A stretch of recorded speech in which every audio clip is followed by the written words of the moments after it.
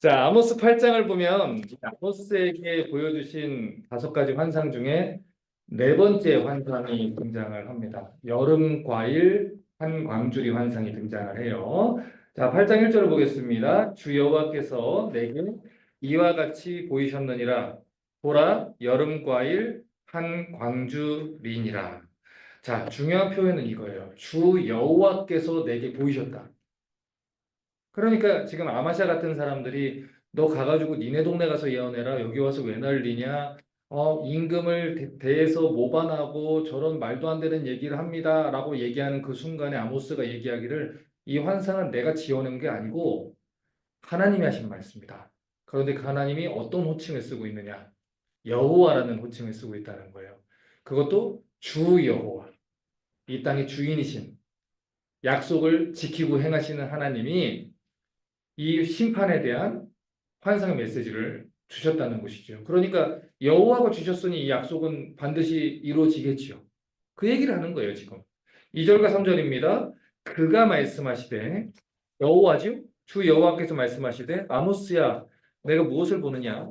내가 이르되 여름 과일 한 광주리입니다 하매 여호와께서 내게 이르시되 내 백성 이스라엘의 끝이 이르렀은즉 내가 다시는 그를 용서하지 아니하리니 그날의 궁전의 노래가 애곡으로 변할 것이며 곳곳에 시체가 많아서 사람이 잠잠히 그 시체들을 내어 버리리라 주 여호와의 말씀이니라. 자, 여기에서 이 여름 과일의 이미지가 등장하는 이유가 두 가지가 있어요. 첫 번째는 뭐냐면 우리말로 하면 이제 워드 플레이를 하는 거예요. 워드 플레이. 말장난, 이 언어 유희 이걸 가지고 지금 얘기를 하는데 히브리인들이요. 이 발음이 비슷한 걸 가지고 이 시적인 표현들을 굉장히 많이 합니다. 그래서 이 여름 과일이라고 하는 히브리 단어를 카이츠라는 단어를 써요. 여름 과일, 카이츠라는 단어를 쓰는데 이 단어가 캐츠라는 단어하고 표기법이 굉장히 비슷해요. 카이츠, 캐츠. 한 끗 차이거든요. 근데 이 캐치라는 단어의 뜻이 뭐냐면 끝이라는 뜻이에요. 끝. 그러니까 지금 여름 과일을 언급한 첫 번째 이유가 뭐냐면 끝이라는 이미지를 강조하기 위해서 시적인 표현을 일부러 하는 겁니다. 하나님의 인내가 끝이 났다. 그러니 너희가 심판받을 준비를 해야 된다. 이거죠. 자, 두 번째로 예레미야 8장 20절을 보면요. 또 이런 얘기를 합니다. 추수할 때가 지나고 여름이 다하였으나 우리는 구원을 얻지 못한다 하는도다. 이 여름 과일이라는 이 표현은요. 그 당시 추수 때의 가장 마지막 시기를 가리켜주는 표현이었어요. 자, 그러니까 결국 이 두 가지 이야기를 종합해서 볼 때 이 여름 과일이라는 이야기는 이스라엘한테 뭐가 왔다? 끝이 왔다. 이제 심판의 때가 왔다. 하나님이 더 이상 참지 않겠다. 더 이상 이스라엘에게 열매를 기다리지 않겠다. 이 얘기입니다. 자, 그러면 다시 본문으로 한번 돌아볼게요. 왜 하나님이 이스라엘에게 이런 심판을 선고하게 됐는지 우리가 그 이유를 다시 한번 좀 봐야 돼요. 그런데 이 제가 아모스서를 이렇게 계속 강의를 준비하면서 사실 아모스서가 제가 지금 한 6번, 7번째 강의를 해보거든요. 그런데 이 성경은 공부를 하고 연구를 할 때마다 보이는 게 있어요. 그러니까 다른 성경들을 계속 연구를 하고 또 그 성경을 보고 또 다른 성경을 연구하고 그 성경을 보다 보니까 또 이 성경의 깊이가 좀 달라질 때가 있거든요. 그런데 이번에도 이렇게 말씀을 가만히 이렇게 공부를 하면서 뭘 알았냐면 하나님이 중간중간에 계속 이유를 얘기를 한다는 거예요. 이유를. 시도 때도 없이 이유를 얘기한다는 거예요. 심판 얘기를 했다가 너네 왜 심판받냐면 또 이런 얘기했다가 너네 왜 심판받냐면 또 이런 얘기했다가 너네 왜 심판받냐면 그 얘기를 계속 얘기하는 거예요. 결국 무슨 얘기입니까? 그걸 듣고 빨리 회개하라는 거예요. 빨리 그거 고치라는 거거든요. 자, 제가 그 얘기를 했잖아요.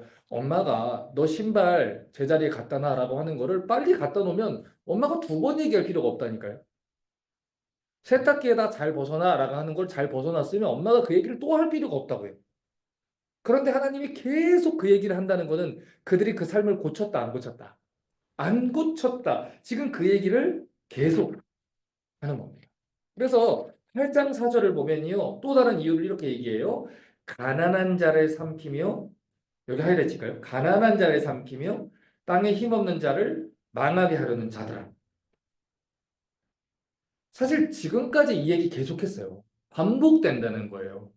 이스라엘이 왜 심판을 받았냐면 이 나라의 지도자라는 사람들이, 돈이 있고 힘이 있는 사람들이, 하나님이 그들에게 돈을 주고 하나님이 그들에게 힘을 준 이유가 뭡니까? 가난한 자들을 돌보고 연약한 자들을 책임을 져라. 그러니까 하나님이 아담과 하와를 이 세상에 두시고 이 땅에 있는 것들을, 모든 것들을 정복하라고도 했지만 다스리라고 했어요. 그렇죠? 다스리고 지키라고 했단 말이에요. 보존하라고 했단 말이에요. 그러면 하나님의 청지기로서 우리는 우리의 시간과 재물을 가지고 옆에 있는 이웃들과 동물들과 자연 만물들을 돌봐야 되는 책임을 갖는 게 인간이라는 것이죠. 그런데 인간이라는 이 존재가 어떻게, 하나님의 백성이라는 존재가 뭐를 했냐면 그들의 이 가난한 자들의 생명을 쥐어짜 가지고 자기들의 배를 채운 거예요. 그러니까 이 가장 대표적인 죄가 이 동포들을 노예로 삼는 거 아니에요. 일부러 비싼 돈을 빌려줘 놓고서 그들의 자녀를 노예로 삼는 거. 여러분, 이것은 하나님께서 전적으로 금한 죄거든요. 그런데 그들이 그런 죄들을 저질렀다는 것이죠. 여러분, 그런데 이런 모든 율법들이요, 신명기에 기록되어 있단 말이에요. 그런데 신명기에서 우리가 모세가 설교를 할 때 그 얘기를 가만히 들어보면 모세가 이런 얘기를 합니다. 너희가 가나안 땅에 들어가게 되면 너희가 이제 하나님이 주신 젖과 꿀이 흐르는 땅에서 살고 있기 때문에 너희의 뭐 순양들과 우양들과 나무들과 뭐 소출들이 번성할 거야. 너희 잘 먹고 잘 살게 될 거야. 근데 그러면 너희는 하나님을 잊어버리게 될 거야. 이 모든 게 내 능력으로 한 것처럼 여기게 될 거야. 내가 공부를 열심히 했기 때문에, 내가 노력을 했기 때문에, 남들보다 애를 썼기 때문에, 내가, 내 부모가, 내 가족이, 내 사업 수완이 뛰어나서 내가 이런 일들을 했어라고 얘기를 할 거야. 그런데 그때 너는 여호와 하나님을 꼭 기억해. 그리고 네가 애굽 땅에서 종되었던 때를 기억해. 네가 하나님의 은혜로 살았던 것처럼 하나님은 너를 통해서 베푸신 은혜로 다른 자들이 살기를 원하셔. 그러니까 그때 마음을 강팍하게 품지 마. 반드시 하나님을 생각하고 너에게 주신 재물과 시간과 모든 에너지들을 다른 하나님의 백성들을 돌보고 살피는데 사용해야 돼. 이렇게 모세가 당부를 했단 말이죠. 그런데 모세가 그때 뭐라고 얘기합니까? 그런데 그게 쉽지 않을 거야. 왜냐하면 네가 앞으로 들어가는 그 가나안 민족들은 하나님의 그 명령과 상관없이 사는 사람들이거든. 그 사람들이 힘이 법이고 돈이 법인 사람들이거든. 돈이 질서인 사람들이거든. 근데 그 사람들을 그렇기 때문에 너희가 가서 진멸해야 돼. 진멸치 않으면 그들이 너희를 오히려 유혹하고 끌어서 물들여서 오히려 그들의 표준이 너희들의 표준이 되게 돼버릴 거야. 이 얘기를 했단 말이에요. 여러분, 제가 예전에 우리가 하나님 나라 백성으로 살아가는 부분을 언어를 배우는 거에 대해서 설명을 했던 거 기억나시죠? 우리가 언어를 배운다. 그 나라에 가서 산다고 한다면 언어를 먼저 배워야 되잖아요. 언어를 배우고 문화를 배워야 되잖아요. 그러면 그 나라에서 쓰는 언어가 무엇인지를 우리가 외우고 익히고 사용해보고 관습을 배우고 그래야 우리가 말이 통하고 거기서 살아가지 않겠습니까? 그런데 우리가 예를 들어서 이 나라에 와가지고 우리가 예를 들어 여기서 영어를 쓴다고 칩시다. 그러면 영어로 막 하는데 대화가 안 돼. 그럼 우리는 뭐라고 생각할 수 있어요? 아, 저 사람이 영어를 못 쓰는 외국인인가 보다. 이렇게 생각할 수 있어요. 한국에 외국인이 왔어요. 그 사람이 한국어를 잘 못해. 뭐라 뭐라 하는데 한국어를 못하고 한국어 관습을 잘 모르고 한국 사람들과 뭐가 다르게 살아. 대화가 안 돼. 같이 어울리기가 어색해. 그럼 뭘 알아요? 아, 저 사람이 여기 사람이 아닌 거보다. 이렇게 알게 된다는 거예요. 그렇죠. 그러면 하나님 나라 사람이라는 건 우리가 어떻게 돼요? 어떻게 알아요? 하나님 나라 사람은요, 하나님 나라의 언어를 써요. 성경이 말하는 언어를 쓴다고요. 성경이 말하는 가치를 말한다고요. 성경이 말하는 관습을 행한다고요. 성경이 말하는 대로 살아간단 말이죠. 그런데 그게 대화가 안 되는 거예요. 점점 이스라엘 사이에서. 왜요? 가나안의 가치관이 들어오기 시작합니다. 가나안의 가치관이 들어와서 이게 지금 이스라엘의 가치인지 가나안의 가치인지 모르는 상태가 돼버리는 거예요. 그게 사사시대 아닙니까? 그런데 문제는 뭐예요? 그게 표준이 돼버린다는 거예요. 하나님을 믿는 거룩한 사람들은 완전 주변 아웃사이더가 돼버리는 것이고 오히려 이 사람들이 얘기하는 게 비정상이 되는 거예요. 제가 그 얘기를 하잖아요. 그래서 외눈박이 마을에서는 두 눈을 가진 사람이 비정상이라고. 이 시대에 하나님을 경외하는 사람이 없다 보니까 하나님의 법대로 살아가고 하나님 뜻대로 살아가는 사람들이 별종이라는 소리를 듣는 그 시대가 돼버리는 거예요. 오늘 아모스가 그런 별종이 돼버린 것이고 그런 하나님 말씀대로 살아가는 사람을 찾기가 힘든 것이죠. 그래서 하나님 심판하실 거예요. 8장 14절을 보세요. 사마리아의 죄된 우상을 두고 맹세하 이르기를 다나 내 신들이 살아있음을 두고 맹세하노라 하거나 브엘세바가 위하는 것이 살아있음을 두고 맹세하노라 하는 사람은 엎드러지고 다시 일어나지 못하리라. 자, 이 사마리아의 죄된 우상이라는 것, 브엘세바에 있는 우상이라는 것, 또 베델에다가 쌓은 우상, 다 우상이거든요. 분명히 하나님이 예루살렘에 하나님의 이름을 둔 그 성전에서만 예배를 드리라고 했는데 자기들이 우상을 세워놓고 하나님을 섬긴다고 얘기를 했단 말이에요. 그래서 하나님 계속 아모스를 통해서 똑같은 얘기를 하는 거예요. 이스라엘이 심판받은 두 번째 이유는 무엇이냐? 우상 숭배를 했기 때문이다. 결국 이웃에 대한 책임을 다하지 않은 것. 하나님을 버리고 우상을 숭배한 것. 율법이 말하는 두 가지 정신을 위반한 거잖아요. 하나님 사랑과 이웃 사랑. 이 두 가지를 저버렸다는 겁니다. 그래서 이 마태복음 22장 35절부터 40절을 보면요. 한 율법사의 질문에 예수님이 이런 질문을 합니다. 이런 대답을 합니다. 그 중에 한 율법사가 예수를 시험하여 묻되 선생님 율법 중에서 어느 계명이 크니까? 예수께서 이르시되 내 마음을 다하고 목숨을 다하고 뜻을 다하여 주 너의 하나님을 사랑하라 하셨으니 이것이 크고 첫째 되는 계명이요.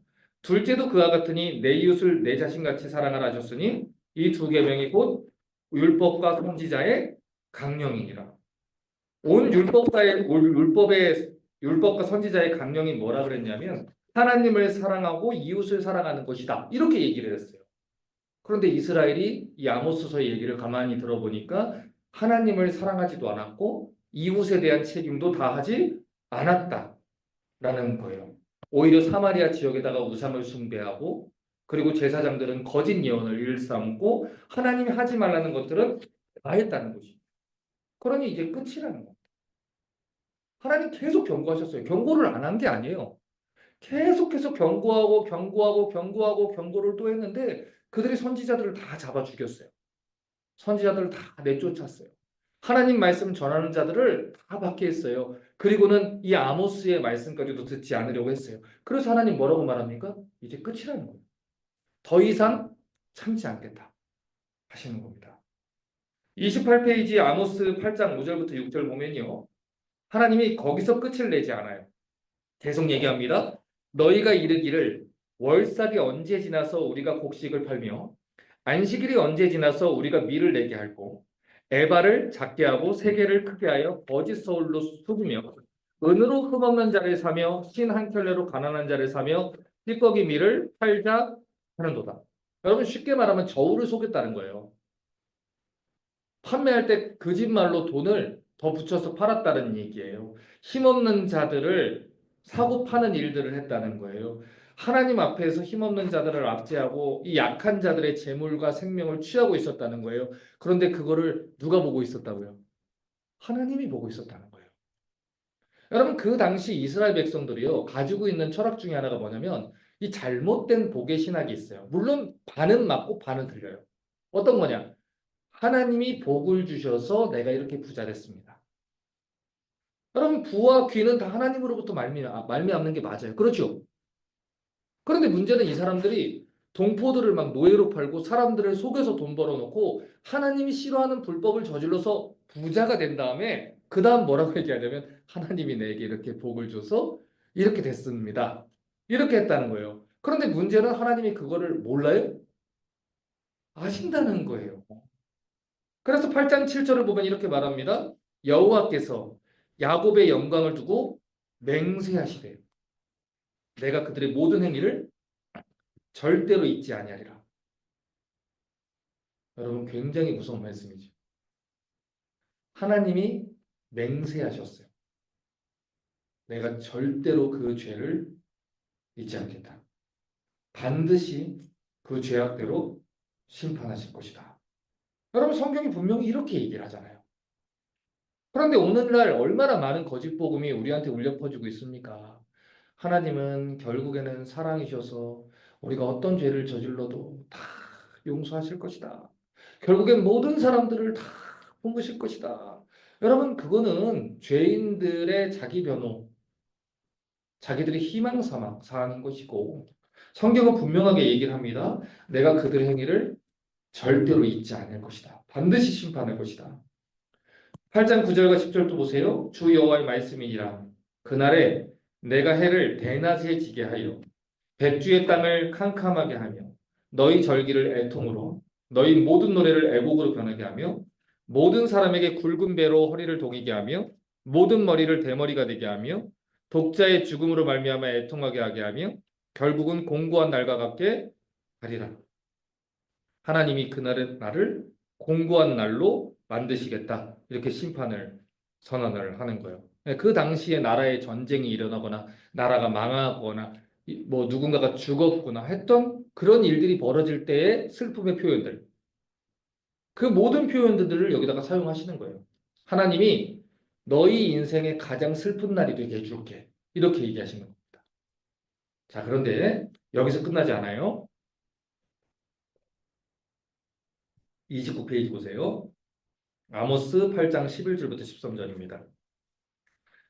주 여호와의 말씀이니라. 보라 날이 이를지라 내가 기근을 땅에 보내리니 양식이 없어 주림이 아니요 물이 없어 바람이 아니요 여호와의 말씀을 듣지 못한 기갈이라. 사람이 이 바다에서 저 바다까지 북쪽에서 동쪽까지 비틀거리며 여호와의 말씀을 구하려고 돌아다녀도 얻지 못하리니 그날에 아름다운 처녀와 젊은 남자가 다 가하여 쓰러지리라. 하나님이 여호와 하나님의 말씀을 거두시겠다라고 얘기하는 거예요. 지금 이 사람들은요, 돈에 미친 사람들이잖아요, 지금. 지금 모든 가치가 돈에 있거든요. 그러니까 사실은 이 사람에게 제일 무서운 거는 기근이나 흉년 같은 거예요, 우리 생각에는. 기근이 일어나서 흉년이 일어나서 농사가 잘 안 돼가지고 이번에 우리 소출이 안 나고 매출이 안 나오면 어떡하지? 뭐 이런 생각인 거죠. 그런데 하나님 뭐라 그러면 그거 무서운 거 아니야. 그거 무서운 거 아니야. 내가 제일 무서운 재앙을 너에게 일어나게 할 거야. 이렇게 얘기합니다. 그러니까 내가 너에게 말씀을 거두겠다. 내가 너희에게 성경을 가르칠 교사를 뺏을 거야. 너희가 예배할 장소를 뺏을 거야. 너희가 성경 공부를 못하게 할 거야. 하나님 말씀을 듣지 못하게 할 거야. 하나님 말씀대로 전하는 종들을 내가 감출 거야. 여러분, 믿음은 들음에서 나죠. 들음은 그리스도의 말씀에서 나죠. 우리가 회개하게 되는 것은요, 하나님의 말씀이 우리를 회개하게 하고 우리를 돌이키게 하는 겁니다. 그러니까 말씀이 있다는 것은 아직은 그 말씀이 들릴 때 회개할 기회와 여지가 있다라는 거예요. 그런데 하나님이 말씀을 거두신다는 게 뭡니까? 회개할 여지와 기회조차 뺏겠다. 이것입니다. 여러분, 성경은요, 인간에게 선한 것이 없다라고 분명하게 얘기를 해요. 하나님 아니면 인간을 변하게 할 수 있는 존재가 없다라고 얘기하는 게 성경이 말하는 구원론입니다. 자, 그러니 하나님의 그 거듭나게 하시는 그 하나님 말씀 없으면 우리가 어떻게 되겠어요? 하나님이 도우시지 않으면 어떻게 되겠어요? 인간은 어디로 가는지 모르게 방향을 잃어버리고 마치 바로가 완악하여 하나님을 대적한 것처럼 방향을 잃고 하나님을 대적하게 되어 있습니다. 그런데 하나님이 말씀을 거두신다는 거예요. 그럼 제가 이거 우리 리스타트 교회에서 진짜 많이 얘기를 했거든요. 정말 심각한 얘기라고. 지금 이 시대에 제일 심각한 걸 여러분이 진짜 이걸 인지를 해야 된다니까요. 오늘은 많은 세대가요. 하나님의 교회와 복음을 전하고 복음을 보존하는 것을요. 심각하게 생각을 하지 않아요. 늘 그렇게 생각하는 것 같아요. 교회는 늘 있었으니까 늘 있겠지라고. 선지자는 늘 있으니까 늘 있겠지라고. 목사는 늘 있으니까 늘 있겠지라고 생각을 하는 것 같아요. 그래서 오늘날 내가 하고 싶은 게 너무 많고, 내가 즐기고 싶은 게 너무 많고, 내가 누리고 싶은 게 너무 많은 거예요. 하고 싶은 게 너무 많은데 하나님 말씀이 나를 건드는 것도 싫고, 내가 거기에서 그걸로 영향받는 것도 싫고, 교회를 섬기는 것도 싫고, 하나님 말씀을 위해서 일하는 것도 싫어요. 나는 내가 구원의 약속만 받고 내 삶을 유지하고 그냥 내 삶을 즐기고 싶거든요. 그래서 오늘날 많은 사람들이 어떻게 합니까? 그냥 대학교에 들어가서 그 뒤에서 출석만 하고 빠져나오듯이 교회를 다녀요. 그렇잖아요. 그러다가 여기가 아닌 것 같으면 다음 교회로, 여기가 아닌 것 같으면 다음 교회로 그렇게 갑니다. 그래서 이 교회에서 한번 문제가 생기면 그 중에서 한 20, 30%또 우 떨어지고 온라인 예배로 갔다가, 그치? 그러다 그 온라인 예배 드리는 또 몇은 또 예배조차 드리지 않는 상태로 갔다가 수순입니다. 미국은요, 지금 정확해요. 여러분 주변에 있는 사람들 잘 보세요. 제 말이 틀린가? 분명히 공감할 거예요. 대형 교회 뒤에 숨어서 믿음 생활을 하다가 상처를 받았다는 이유나 아니면 어떠한 이유로 교회를 나와가지고 온라인 예배를 드리거나 아니면 미국 교회로 갑니다. 그래서 미국 교회에서는 더 나한테 뭘 요구를 안 하잖아요. 그러니까 미국 교회 가서 예배 드려라고 해서 나 교회 다니고 있으니까 나한테 뭐라고 하지 마라는 배리어를 하나 딱 갖습니다. 그리고 내 마음대로 신앙생활을 하죠. 그러다가 온라인으로 가고요. 그러다 교회를 다니지 않아요. 그렇게 한 사람, 그렇게 두 사람, 세 사람, 그러나 자기는 크리스천이라고 생각을 하고 자기는 구원받았다고 생각을 합니다. 그렇게 교회는 성도들을 하나씩 하나씩 하나씩 잃어가고 그러한 성도들의 수고와 성도들의 지킴이 없는 교회들은 무너지기 시작해요. 마치 민수기에서 하나님이 주신 각자의 진영들을 지키지 않아서 그 진영들이 비어버리는 것처럼 교회는 텅텅 비어가죠. 그럼 이 교회가 어떠한 문제로 힘을 잃고 없어지거나 무너지게 되면 이 교회로 붙습니다. 세 개의 교회가 두 개가 되죠. 그렇죠? 또 두 개의 교회가 하나가 되죠. 그렇게 교회는 하나씩 사라지게 되고 많은 사람들이 교회를 떠나게 됩니다. 지금 3, 40대의 믿음 생활은 딱 이런 수준이죠. 여러분 주변에 있는 사람들 다 그렇게 믿음 생활 하잖아요. 제가 그래서 말씀드리잖아요. 마지노선이 지금 50대 권사님들이라니까요. 적어도 미국 내 한인교회는요. 지금 50대 마지노선의 이 권사님들, 이 교회에 대한 책임을 하고 교회를 섬기고 교회에 헌신하는 이 권사님네들이 세상을 떠나는 그 순간에 여기는 완전한 디아스포라가 될 겁니다. 심각한 거예요. 하나님 말씀에 진지한 사역자들이었습니다. 왜요? 그걸 원하는 사람이 없거든요.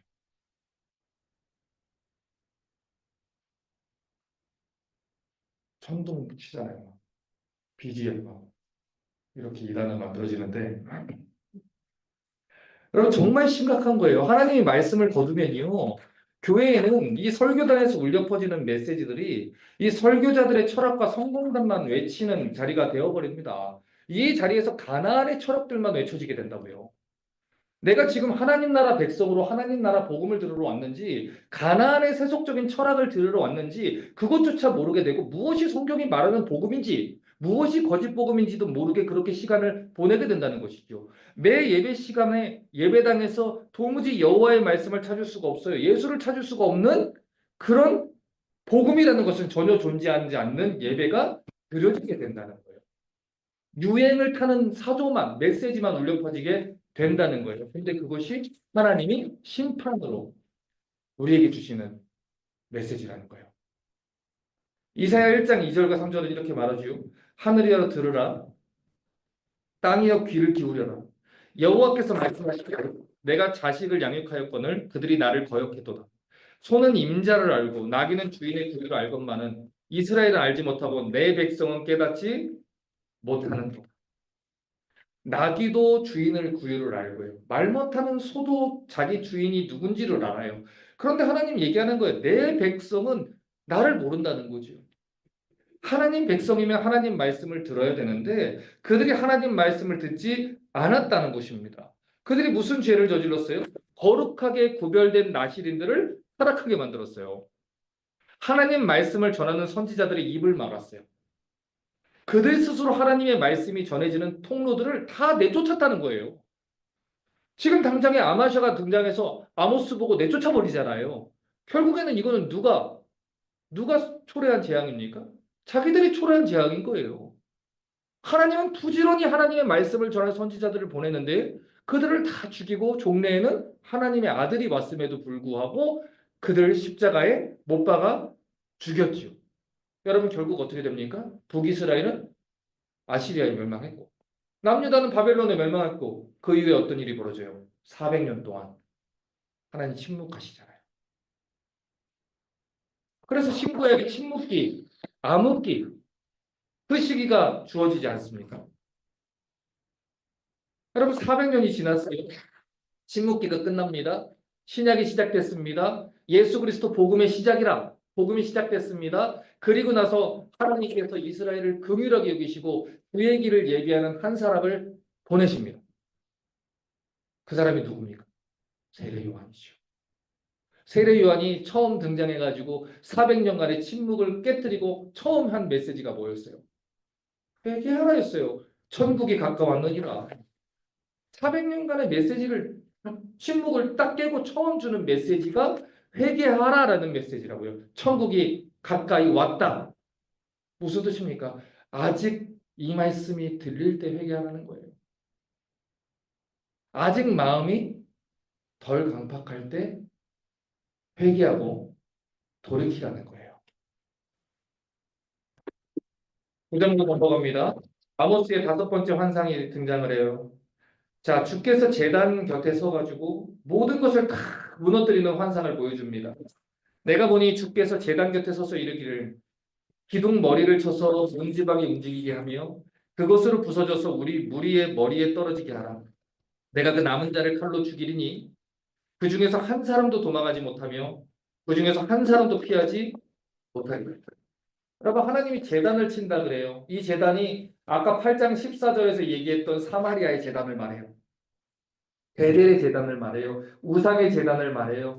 하나님이 우상을 섬겼던 모든 자들을 다 쓸어버리겠다. 이렇게 얘기를 하는 거예요. 자, 그런데 여러분이 주목해서 봐야 되는 게 뭐냐면 그들은요. 우리는 우상에게 절하겠습니다. 이러고 절한 게 아니에요. 이것이 너희를 애굽에서 구원해낸 하나님이시다. 이렇게 하고 하나님도 섬기고 우상도 섬기고 했던 사람들이 그들입니다. 그러니까 그들이 교회에 나오는 거예요. 안 나오는 게 아니라니까요. 그들이 성경 공부에 안 나오는 게 아니에요. 그들이 예배에 안 나오는 게 아니에요. 그들이 봉사를 안 하는 게 아니에요. 그들이 직분이 안 받은 게 아니에요. 그들이 신앙생활 해요. 하나님을 섬겨요. 그런데 그들 욕심으로 만들어낸 하나님을 섬기고 그들 욕심으로 만들어낸 신앙대로 우상을 숭배하고 있다는 거예요. 하나님을 섬겨서 결국엔 뭘 하려고? 나 부자 되고, 나 잘 먹고, 나 잘 살고, 내 꿈 이루고, 내가 원하는 거 이루는 거, 그거를 위해서 살아간다는 거예요. 여러분 실제로 이민사회에 있는 학부모들 잘 한번 보세요. 애들이 딱 대학교 가는 순간 딱 끝입니다. 그때까지는요. 우리 애가 학교 잘 다니고요. 좋은 대학 가고요. 좋은 직장 가고요. 그때까지는 부모가요. 애를 교회에 데리고 다니면서 그렇게 해요. 그리고 나서 애가 직장을 가거나 좋은 대학을 딱 나왔잖아요. 그럼 딱 이렇게 바뀝니다. 애가 성인이니까 이제 알아서 하겠죠. 라고 하는 말에 숨어버립니다. 그게 중요한 게 아니거든요. 그 부모한테 필요했던 건 뭐예요? 대학이에요, 대학. 그 부모한테 필요한 게 뭐예요? 안전하게 내 새끼가 교회라는 테두리 안에서 착한 애들하고 키우면서 그 아이들이 좋은 대학 가고 좋은 직장 가고 그냥 그겁니다. 그리고 나서 뭐라 그래요? 하나님이 맡겨주신 자녀를 하나님이 언젠가 만나주시겠지요. 나는 내 노후를 즐기기에도 바쁘답니다. 이런 식으로 넘어간다는 거예요. 여러분 그런데 그 시간이 지나는 가운데 하나님이 어떻게 하세요? 끝이 이를 것이다. 하나님 말씀을 들어야 되는 때가 지나가 버리는 거예요. 더 이상 듣지 않는 거예요. 30 동안, 40 동안 자녀에게 하나님 말씀을 맡겨서 가르치라고 하는 그 시기 동안 가르치지 않았는데 30이 돼서 40이 돼서 목사님 이제 제 자식이 제 말을 안 들어요. 어떻게 듣겠습니까? 그래서 붙잡아 놓고 성경 공부를 하잖아요. 또 그걸 또 원하지도 않아요, 또. 그 정도까지 원하는 건 아니에요. 직장이 우선이니까. 그런 일들이 자꾸 벌어진다는 거예요. 하나님이 그 모든 재단을 어떻게 한다고요? 무너뜨린다. 아모스 9장 7절을 보면 이렇게 말합니다. 여호와의 말씀이니라. 이스라엘 자손들아 너희는 내게 굴수 족속 같지 아니하냐. 내가 이스라엘을 애굽 땅에서 블레셋 사람을 갑돌에서 아람 사람을 기르에서 올라오게 하지 아니하느냐. 만군의 주인이신 하나님이 이스라엘을 선택을 하셨어요. 거룩한 백성으로 불러주셨어요. 제사장 나라로 불러주셨어요. 특별한 소유로 삼아주시겠다고 출애굽기 19장에서 부르셨단 말이에요. 그런데 지금 뭐라고 얘기하냐면 너희 왜 나한테 구스 족속처럼 해? 왜 이방 족속처럼 해? 이렇게 얘기를 하는 거예요.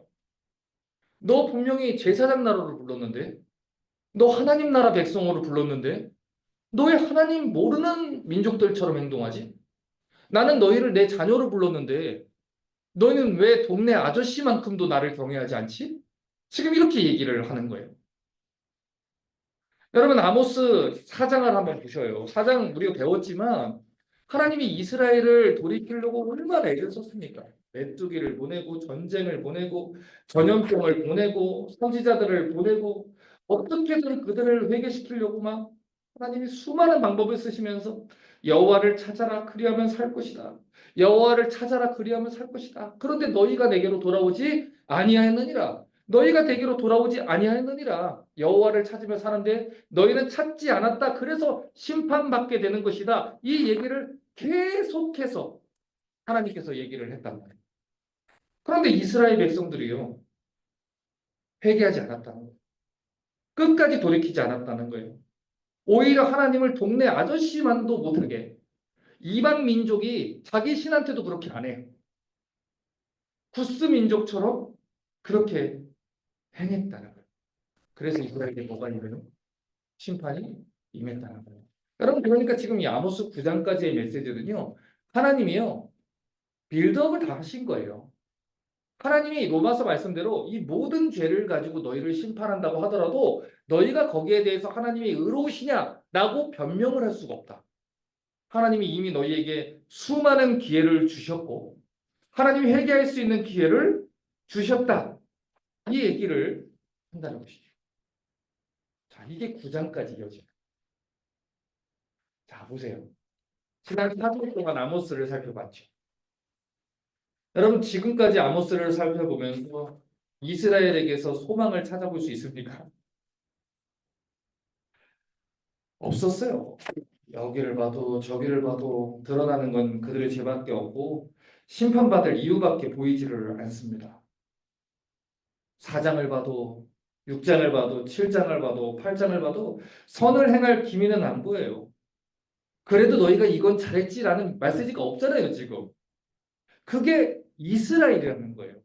그게 인간이라는 거예요. 그래서 이쯤 해가지고 9장까지 오면요.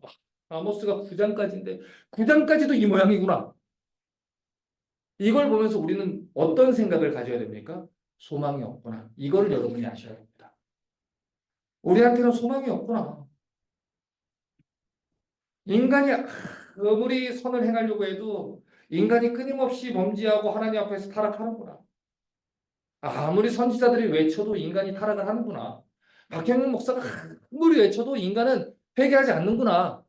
백날을 외쳐도 돌이키지를 않는구나. 그게 하나님이 저와 여러분에게 알려주고자 하는 내용이라고. 그런데 참 놀라운 건요. 구약은요. 아모스로 끝나지 않는다는 거예요. 구약이 어떤 성경으로 끝나죠? 말라기로 끝나요. 그러면 다행입니다, 목사님. 말라기로 끝나는군요. 그럼 말라기는 좀 형편이 낫습니까? 말라기는 더 심합니다. 말라기는 더 심해요. 말라기에서는 하나님이 조금 더 화가 나 있어요. 그러면 우리는 어떻게 해야 됩니까? 어떻게 끝을 내야 됩니까? 이 말라기는요, 저주로 끝이 나요. 그렇게 하고 구약 성경이 다 끝나고 우리는 침묵하게 됩니다. 하나님의 그 진노 앞에서 우리는 침묵하게 돼요. 거기 앞에서 우리는 한마디도 할 수가 없어요. 마치 로마서 1장부터 3장까지가 너도 나도 쟤도 하나님 앞에 다 죄인이고 하나님 앞에 부끄러운 죄인이라는 걸 얘기를 하는 것처럼 우리는 하나님 앞에서 한마디도 할 수가 없어요. 하나님만 침묵하시는 게 아니라 우리도 우리의 죄 앞에서 침묵할 수밖에 없습니다. 그런데 구약이 다 끝나고 한 장을 떨리는 손으로 넘겨봤더니 마태복음이 나오네요. 그 마태복음 1장 1절에 뭐라고 나왔습니까? 아브라함과 다윗의 자손 예수 그리스도의 세계라. 여러분, 예수가 누굽니까? 하나님의 아들이에요. 마태복음 1장 21절을 보면 예수란 이름의 뜻을 이렇게 밝혔습니다. 아들을 낳으리니 이름을 예수라 하라. 이는 그가 자기 백성을 저희 죄에서 구원할 자이심이라 하니라. 여러분, 왜 하나님의 아들이 이 땅에 오셨다 그래요? 자기 백성을 저희 죄에서 구원하기 위해서 왔다라고 얘기했어요. 여러분, 지난주 아모스 말씀에 하나님이 내 백성 이스라엘의 죄를 하나님 계속 책망하시는 걸 봤어요. 왜 하나님이 이스라엘 죄를 막 그렇게 집요하게 막 책망을 하고 막 속상해하고 열받아하고 하세요? 내 백성이니까 화가 나는 거예요. 내 백성이니까 답답한 거예요. 그런데 하나님이 구약을 다 끝내고 나서 신약에서 뭐라고 지금 얘기를 하셨냐면 자기 백성을 저희 죄에서 구원할 자로 하나님의 아들을 보내셨다. 지금 이 얘기를 한다고요. 여러분, 예수님 십자가에서 마지막으로 외치신 말이 뭡니까? 다 이루었다. 이거였어요. 뭘 다 이뤘겠어요? 자기 백성을 저희 죄에서 구원했다. 구원하는 사역을 다 이루었다. 값을 치루었다. 이 얘기 아닙니까? 그래서 이 예레미야 31장 31절에 33절을 보면 새 언약에 대해서 얘기를 해요. 그런데 하나님이 우리 마음에다가 하나님 법을 기록하고 하나님이 우리의 하나님이 되시고 우리가 하나님 백성이 되도록 새로운 언약을 세우겠다는 말씀을 이렇게 주십니다. 나 여호와가 말하노라. 자, 여호와가 말씀하셨죠? 보라 날이 이르리니 내가 이스라엘 집과 유다 집에 뭘 세우리라? 새 언약을 세우리라. 여러분, 옛 언약은 뭐예요? 출애굽기 19장에서 이스라엘이 하나님과 맺은 언약이에요. 하나님, 내가 이제 하나님을 우리의 왕으로 섬길게요. 그래, 너희가 나를 왕으로 섬기는 이상 난 너희를 지킬 것이고 너희를 먹일 것이고 너희를 보호해 줄 거야. 이게 언약이란 말이에요. 그런데 그 언약을 누가 깼어요? 이스라엘이 깼어요.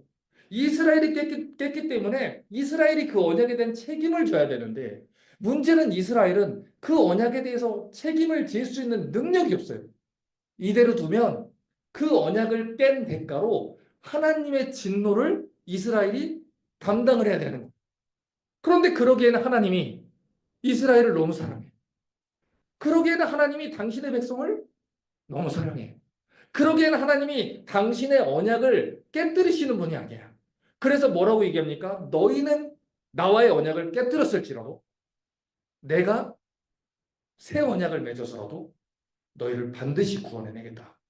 너희가 깨뜨린 언약의 대가는 내가 질 것이다. 내가 십자가에서 그 언약의 대가를 대신 지고 죽고 너희가 나와의 새 언약의 관계로 들어가게 해주겠다. 그래서 새 언약이 등장을 하는 거예요. 뭐라고 말합니까? 나 여호와가 말하노라. 이 언약은 내가 그들의 열조의 손을 잡고 애굽 땅에서 인도하여 내던 날에 세운 날 것과 같지 아니할 것은 내가 그들의 남편이 되었어도 그들이 내 언약을 파하였습니다. 나 여호와가 말하노라. 그러나 그날 후에 내가 이스라엘 집에 세울 언약은 이러하니 곧 내가 나의 법을 그들의 속에 두며 그 마음에 기록하여 나는 그들의 하나님이 되고 그들은 내 백성이 될 것이라. 하나님이 다시 세우는 새 언약의 핵심 메시지가 뭡니까? 너희가 하지 못하니까 내가 하겠다는 거예요. 너희의 마음이 완악해서 하지 못하니까 하나님이 해주시겠다는 거예요. 여러분, 이게 어떻게 가능합니까? 구약의 역사 내내, 아모스의 역사 내내 우리의 마음이 강팍해서 하나님께 순종하지 않았잖아요. 그걸 성경이 얘기했잖아요. 이게 어떻게 가능해집니까?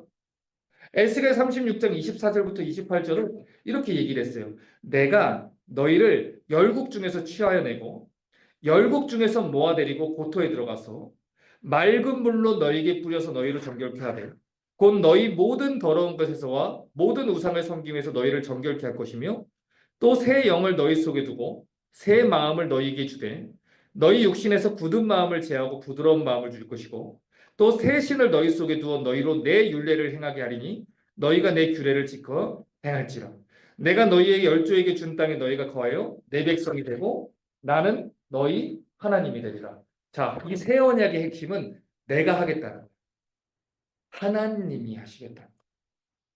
너희가 못했으니까 내가 하겠다는 거예요. 너희가 할 수 없으니까 내가 하겠다는 거예요. 너희의 굳은 마음을 내가 부드럽게 할 것이다. 내가 너희에게 새 영을 줄 것이다. 그래서 너희로 하여금 내 법을 지키게 만들어 줄 것이고 너희로 하여금 내 뜻대로 순종하게 살게 해줄 것이다. 이 하나님의 약속에 소망이 있다는 거예요. 여러분, 우리가 설교를 들으면서 얼마나 다짐을 많이 합니까? 우리가 성경을 보면서 얼마나 다짐을 많이 합니까? 제가 청년 사역을 하면서도 늘 느끼는 게 그거예요. 청년 집회 같은 거 하면요, 청년들이 다 와서 앞에 무릎을 꿇어요. 하나님 앞에 평생을 헌신한 사람들 앞에서 무릎 꿇으십시오. 무릎 안 꿇은 사람이 어디 있어? 다 나왔지. 적어도 수요일에 와서 성경 공부하는 사람들은 다 나왔죠. 그런데 그들이 다 뭐 하고 있냐고. 우리 중고등학교 수련회 때 하나님 위해서 살겠습니다. 내 생명 주님께 바치겠습니다. 헌신했다는 사람들 다 어디 있냐고요. 없어요. 다 없다고요. 그 중에 이제 몇 사람이 요나처럼 잡혀가지고 이제 신학생이 되고 목회자가 되고 이런 것도 있지만 우리 마음에는요. 하나님을 사랑하는 마음이 요만큼도 없습니다. 하나님께 돌아가자 하는 마음이 요만큼도 없습니다. 다짐과 결단으로 실패했던 역사는 이미 유대인들이 실패한 거예요. 유대인들이 어떤 사람들이에요?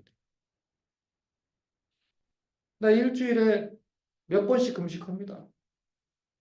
나 몇 번씩 철회합니다. 사람들 앞에 나와서 기도합니다. 나는 토라의 말씀을 달달달달달 외우는 사람입니다. 난 성경을 막 백독씩 하는 사람입니다. 그런데 그들이 하나님을 십자가에 못 박았잖아요.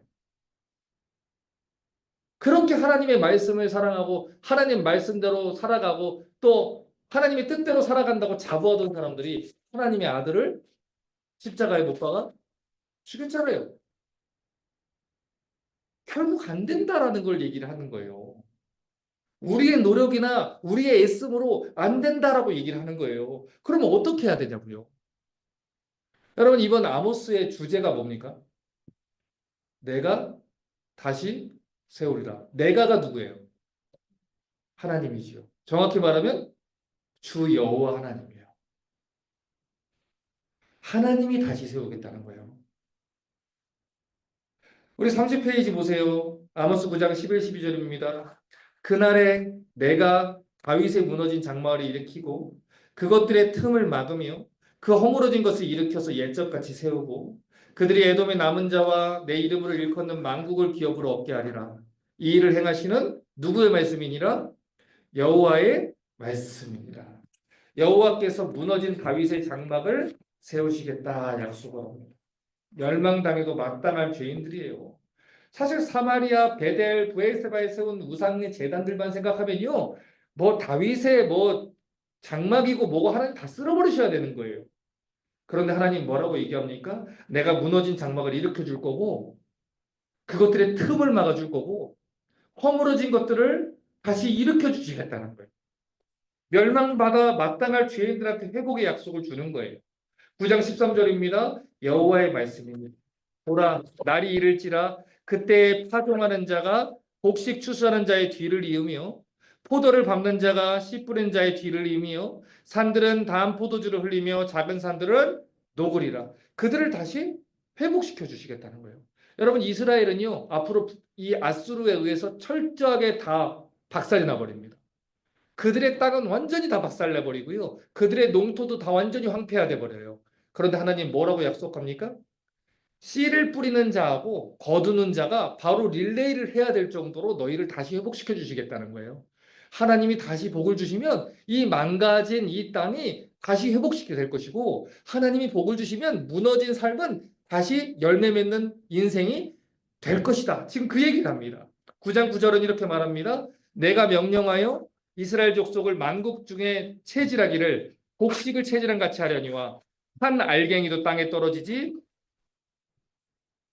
한 알갱이도 한 사람도 땅에 떨어지지 않겠다라고 얘기를 해요. 여러분, 하나님이 징계는 하셔요. 하나님이 혼을 내셔요. 하나님이 분노하셨어요. 그런데 내 백성이기 때문에 매를 대설해도 고치겠다는 거예요. 한 사람도 잃지 않겠다. 라는 거예요. 왜 하나님이 이런 은혜를 베풉니까? 9장 14절 잘 보세요. 내가 여기 하이라이트 칠까요? 내 백성 이스라엘 하이라이트 동그라미 별표 다 치십시오.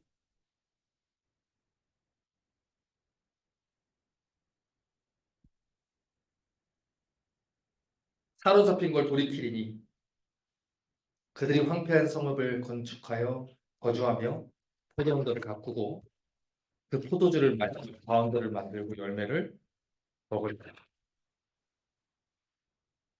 자, 혼을 낸 이유는 뭐예요? 그들이 누구라서? 내 백성이라서. 회복시켜 주시는 이유도 뭐예요? 내 백성이라서. 우리가 하나님 백성이기 때문에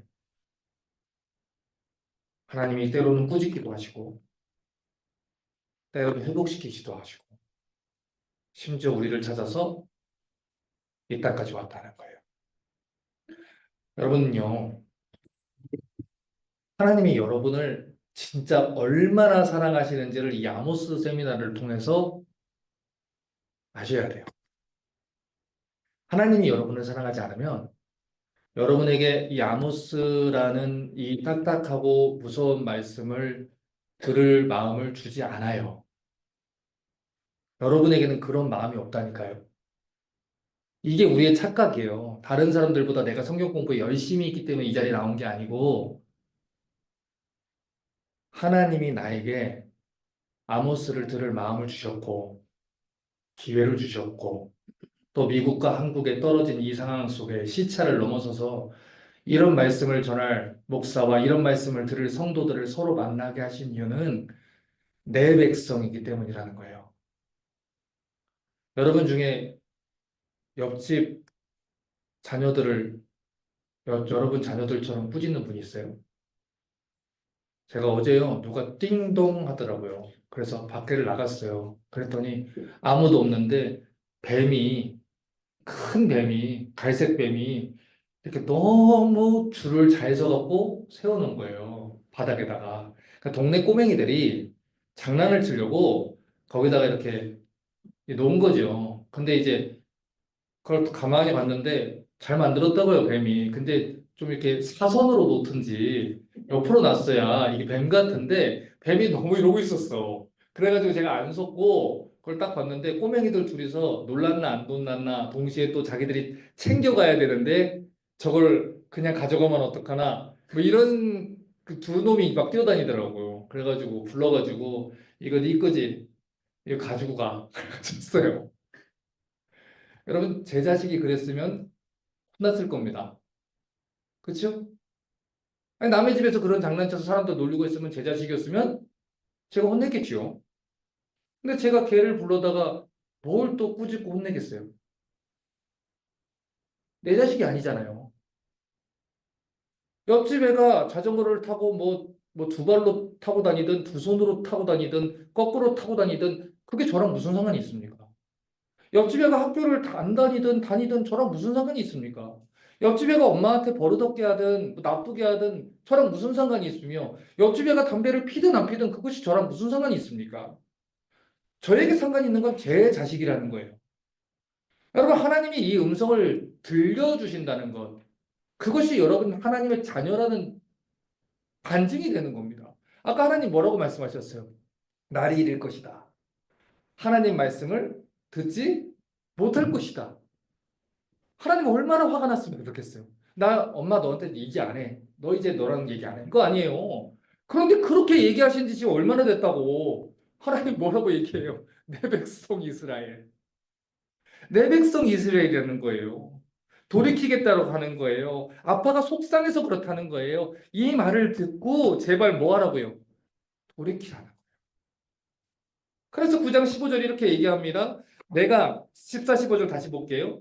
내가 내 백성 이스라엘이 사로잡힌 것을 돌이키리니 그들이 황폐한 성읍을 건축하며 포도원들을 가꾸고 포도주를 마시며 과원들을 만들고 열매를 먹으리라. 내가 그들을 그들의 땅에 심으리니 그들이 내가 준 땅에서 다시 뽑히지 아니하리라. 내 하나님 여호와의 말씀이니라. 여기 하이라이트가요. 내 하나님 여호와의 말씀입니다. 보세요. 뭐 방금까지는 말씀하실 때는 막 구상 숭배한다고 너희랑 이제 얘기 안 하겠다, 말씀 안 들려주겠다 그렇게 해주놓고는 마지막에 또 뭐라고 하셔요? 내 하나님 여호와의 말씀이니라. 내가 반드시 너 회복시켜 줄 거야. 반드시 너에게 새 생명 줄 거야. 이유는 하나입니다. 그분이 우리 하나님이기 때문이라는 거예요. 여러분 구약의 역사를 잘 보십시오. 구약은요. 결국 구약 성경은 그 얘기하는 거예요. 우리 인간에게 소망이 있다 없다? 없다. 우리는 하나님을 배신했다. 우리는 하나님을 떠났다. 하나님의 은혜를 받았음에도 불구하고 우리는 반복해서 하나님을 배신한 사람들이다. 그런데 그런 백성을 되찾기 위해서 하나님이 이 땅까지 우리를 쫓아서 우리를 찾아서 오셨다. 우리가 하나님을 도무지 찾지 않으니까 하나님이 찾아오셨다. 우리가 하나님께 돌아갈 마음이 없으니까 하나님이 찾아오셨다. 그것을 얘기하는 것이 구약 성경이라는 것이고, 그래서 예수님이 이 땅에 오셨다는 소식이 좋은 소식, 복음이라는 것입니다. 자, 그런데 이 좋은 소식이라는 것은요, 살만한 사람한테 좋은 소식이 아니에요. 하나님이 없어도 살만하고 예수가 없어도 견딜 만한 사람에게 들리는 소식이 아니에요. 여러분, 그거는 좋은 소식이 될 수가 없어요. 아니, 내가 아버지를 떠나서 허랑방탕하게 밖에 가서 살아도 잘 먹고 잘 사는데 뭘 아버지께 돌아갑니까? 내 아버지께는 풍족한 품꾼이 얼마나 많은고 아버지께 돌아가면 내가 살 수 있다. 이 생각이 들어져야 그래야 내게 좋은 소식이 되는 것이죠. 아버지께 가는 것이. 그렇죠. 진짜 복음의 좋은 소식은요. 살 소망이 없어서 주저앉아 있는 죄인에게 들리는 겁니다. 진짜 좋은 소식은 자기에게 그 어떤 가능성도 발견하지 못하는 병든 죄인에게 들리는 소식인 거예요. 죄라는 불치병에 걸린 자들에게 하나님의 아들이 오셔서 위대하신 의사이신 그분이 오셔서 우리를 고치시고 우리의 신분을 회복시키고 우리의 마음을 회복시키고 하나님 앞에 다시 설 수 있게 해주신다는 것. 그게 좋은 소식이고 그게 복음입니다. 그렇기 때문에 자기에게 절망하면 절망할수록 하나님의 은혜는 더욱더 크게 찾아오는 거예요. 자기에게 실망하면 실망할수록 은혜는 더 크게 오는 거예요. 자기에게 선한 것이 없은 것을 깨달을수록 내가 받는 은혜가 얼마나 큰 은혜인지를 깨닫게 되는 겁니다. 그러면 누가복음 7장을 한번 떠올려 보세요. 한 바리새인이 예수님을 식사 초대를 했습니다. 그런데 식사 초대를 해놓고 뭐라고 얘기합니까? 발을 씻을 물도 주지 않냐고 대접도 하지 않는 거예요. 그런데 그 동네에 죄인인 한 여자가 나왔습니다. 그 여자가 와서 어떻게 합니까? 향유를 붓고 울며 입을 맞추고 머리털로 발을 씻습니다. 그리고 예수님 뭐라고 얘기합니까? 이는 그가 사랑함이 많음이라. 바리새인은 생각하길래 저 사람은 선지자라면 이 여자가 얼마나 추악한 여자인지 알았으면 부정해져서 저거를 가까이 두지 않았을 거야. 그런데 예수님 뭐라고 얘기합니까? 이 여자가 지금 우는 것은 자기의 많은 죄가 용서받았기 때문이야. 그녀가 향유를 깨뜨린 이유는 내 장례를 준비하기 위함이야. 그녀가 나에게 전 재산과 같은 향유를 부은 거는 나를 너무너무 사랑하기 때문이야. 내가 그녀의 죄를 용서하고 그녀를 회복시켜주고 그녀의 인생에 소망을 주고 그녀를 다시 세워주었기 때문에 그녀가 지금 울고 기뻐하며 나에게 와서 예배를 하는 거야. 왜 바리새인에게 감격이 없습니까? 왜 바리새인에게 눈물이 없습니까? 그에게는 예수님이 좋은 소식이 아니거든요. 자기는 충분히 의인이란 말이에요. 충분히 자기에게 소망이 있단 말이에요. 잘 먹고 잘 살고 있단 말이에요. 예수님이 없어도 괜찮단 말이에요. 자기가 세워놓은 의로운 기준 뒤에 숨어서 자기는 평생 동안 괜찮고 이 정도면 괜찮은 종교인으로 살아가고 있단 말이에요. 그런데 예수님 뭐라고 얘기합니까? 병든 자에게는 의원이 쓸데없다. 너 병들었어. 너 죽을 병에 걸렸어. 너 죄인이야. 너 율법의 의로는 하나님 앞에서 너는 심판받을 죄인이야. 너 괜찮지 않아. 그 사실을 깨닫지 못했기 때문에 바리새인은 예수님을 영접하지 않는 거예요. 오늘날 왜 우리가 예배 가운데 간절함이 없습니까? 왜 우리가 예배 가운데 소망이 없습니까? 왜 소원함이 없습니까?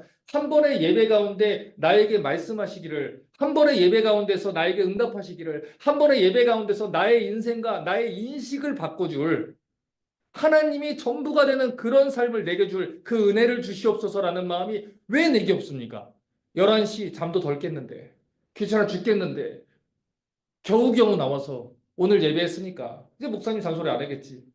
언제부턴가 우리의 마음이 왜 이렇게 됐습니까? 우리가 얼마나 소망 없는 죄인지를 모릅니다. 예수님 아니면 안 된다는 것을 모릅니다. 그래서 예수님이 아닌 수많은 것들로 대안을 삼아놓고 오늘도 수많은 사람들이 마치 수가성 여인같이 살아가는 겁니다. 세상의 것들로 남편을 삼고 거기에 대해서 소망을 품고 자기에게 필요한 건 죄사함이고 자기에게 필요한 건 용서이고 은혜인데 그 사실을 모르고 살아간다. 완전히 잘못 지어진 건물인 것이지요. 잘못 지어진 신앙인 것이지요. 그래서 뭐라고 하십니까? 무너뜨려야 된다는 거예요. 완전히 무너뜨리고 새로 시작해야 된다는 거예요. 에베소 2장 8절은 말합니다. 너희가 그 은혜를 인하여 믿음으로 말미암아 구원을 얻었나니 이것이 너희에게서 난 것이 아니요 무엇이다? 하나님의 선물이라. 성경은요. 우리가 하나님의 은혜로 말미암아 구원을 받았다라고 얘기합니다. 여러분 받을 만해서 받는 건 은혜라고 하지 않아요. 그건 대가라고 하지요. 월급이라고 하죠. 삭시라고 하지요. 진짜 은혜는요. 받을 자격이 없는 사람이 받을 때 그걸 은혜다라고 하는 거예요. 돌아보실 이유가 없는 자들을 돌아봤기 때문에 은혜라고 하는 거예요. 이 자리에 앉아 있을 이유가 없는 자들인데 앉혀주셨기 때문에 은혜인 것이고 하나님 백성이 될 자격 있는 죄인을 구원해 주시고 오늘도 이 말씀을 전하게 하시고 듣게 하신 것을 은혜라고 하는 것입니다. 그럼 제가요. 요즘 플루가 많이 돌잖아요. 교회들 조심하셔야 돼요. 자, 제가 지난주 금요일에 몸살기가 조금 있는 거예요. 근데 이게 알러지인지 플루인지 우리는 잘 모르잖아요. 텍사스는. 일단은 병원에 가서 일단 주사를 하나 맞아야겠다. 그래서 주사를 맞고 이제 그 사도신경 책 원고를 토요일까지 주기로 했기 때문에 주사를 빨리 맞고 어쨌든 이건 일을 해야 된다 했어요. 주사를 맞고 이제 일을 하는데 뭐가 좋은 게 많이 들어왔나 봐요. 잠이 안 와. 잠이 안 오는 거예요. 그 새벽 3시까지 다 썼습니다. 나는 그렇게 일을 빨리 진행할 줄 몰랐어요. 새벽 3시까지 그 원고를 다 써서 출판사에 넘기고 한국은 낮이잖아요. 그러니까 낮이니까 출판사랑 막 계약하고 뭐하고 보내고 하니까 새벽 5시가 됐어요. 그 김치찌개 하나 밥 말아 먹고 출근했습니다. 근데 제가 그때 아내한테 그런 얘기를 했어요. 이 책이 나와야 되나 봐요. 읽어야 되는 사람이 있는가 봐. 한 사람이든 두 사람이든 그건 모르겠는데 솔직히 말하면 이거 쓸 정신이 없는데 지금 하나님이 이걸 몰아쳐가지고 기한 내에 쓰고야 한 거 보니까 읽기는 해야 되는가 봐. 여러분 이게요. 제가 그때 알았어요. 이거는요. 맨정신으로 못해요. 저는 그 책 써서 10,000원 한 장도 안 들어와요. 저한테. 저 사도신경 그 크리스천 리스타트 10,000원 한 장 안 받았거든요. 10,000원 한 장 안 들어오는 거예요. 저한테. 저 라스베가스 그 아름다운 교회 집회 갔을 때도 가서 20권 주고 오고 뭐 집회 가면 책 달라고 주고 오고 그 10,000원 한 장 안 남아요. 근데 이유가 뭐예요? 전하려고. 하나님이 그거 쓰라고 보내주는 거예요. 자, 그러면 질문입니다. 박형영 목사가 너무 충성돼서, 박형영 목사가 너무 신실해서, 박형영 목사가 너무 하나님을 사랑해서 그거를 밤새서 그렇게 쓰신 것 같아요? 절대 아닙니다, 여러분. 뭘 놓길래 잠이 안 온 거야? 이러고서 썼어요. 잠 안 오는 김에 쓰자 이러고서 썼어요. 투덜투덜투덜 하면서 썼어요. 죄송합니다. 어. 여러분, 우리는 그렇게 훌륭한 존재가 아니에요. 우리는 그렇게 대단한 존재가 아니에요. 결심으로 되는 존재가 아니에요. 저도 여러분도 마찬가지라니까요. 여러분 주일에 교회 오기 싫을 때 많으시죠? 저도 싫을 때가 있다니까요. 여러분 성경 공부하기 싫을 때가 있지요. 저도 싫을 때가 있다니까요. 여러분 미운 사람들이 때때로 있지요. 저도 미운 사람이 있다니까요. 여러분 꼴보기 싫은 사람들이 있지요. 저도 꼴보기 싫은 사람이 있다니까요. 때때로 하나님 앞에 불평할 때가 많지요. 저도 불평할 때가 많다니까요. 우리는요, 우리 스스로 하나님 앞에 나갈 수 있는 존재가 절대 아닙니다. 때마다 시마다 그 주마다 그 날마다 하나님의 은혜 베풀어 주시지 않으면요, 우리는 한순간도 한순간도 한 시간도 하나님 앞에서 말씀대로 살 꿈을 꿀 수가 없어요. 그런데 하나님 우리에게 뭘 베풀어 주셨어요? 은혜를 베풀어 주셨어요. 내가 조금 세우려고 하면 다시 무너뜨리시고, 조금 세우려고 하면 다시 무너뜨리시고, 조금 세우려고 하면 다시 무너뜨리셔서 은혜를 베풀어 주셔서 다시 리스타트하고, 다시 리스타트하고, 다시 리스타트하게 하셔서 그래서 오늘날 이제까지 우리가 여기에 있는 거예요. 리스타트 교회가 지금 6년 차 들어오지 않았습니까? 6년 동안 세훈이는 지금 오랜만에 와서 박형규 봤어요. 똑같이 지금 소리 지르고 있는 게 똑같죠? 그렇죠? 이럴 수 있는 거는 하나님의 은혜 주셔서. 지금 여기 똑같은 사람들이 앉아서 이걸 5년째, 6년째 듣고 있을 수 있는 것은 여러분이 성격이 부드러워서 그렇지가 않습니다. 우리 교회 성도들은 성격이 그렇게 부드럽지 않습니다. 하나님이 은혜를 베풀어 주셔서라는 거예요. 우리가 구원받은 이유는 딱 이겁니다. 하나님의 은혜가 내 죄보다 크기 때문입니다. 하나님의 은혜가 내 실수보다 크고 하나님의 은혜가 내 후회보다 크기 때문입니다.